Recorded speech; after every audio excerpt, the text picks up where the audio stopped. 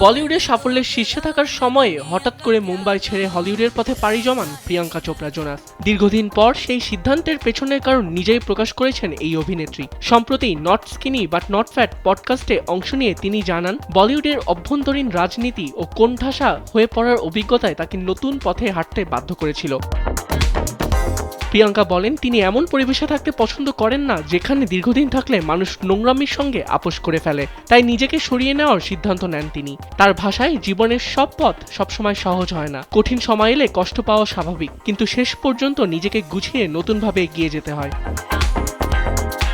হলিউডে পা রাখা তার জন্য মোটেও সহজ ছিল না। তখন আন্তর্জাতিক অঙ্গনে ভারতীয়দের উপস্থিতি খুবই কম ছিল। তিনি বলেন, আমেরিকার পপ সংস্কৃতিতে তখন হাতে গোনা কয়েকজন ভারতীয় মুখ দেখা যেত, যেমন মিন্ডি ক্যালিং বা ঐশ্বরিয়া রায় বচ্চন। তবু নিজের পরিশ্রম ও দক্ষতার উপর বিশ্বাস রেখেই অজানা পথে পা বাড়িয়েছিলেন প্রিয়াঙ্কা। তার মতে, আত্মবিশ্বাসী তাকে নতুন দিগন্তে পৌঁছাতে সাহস জুগিয়েছে। আবিদ খান, সময়ের আলো।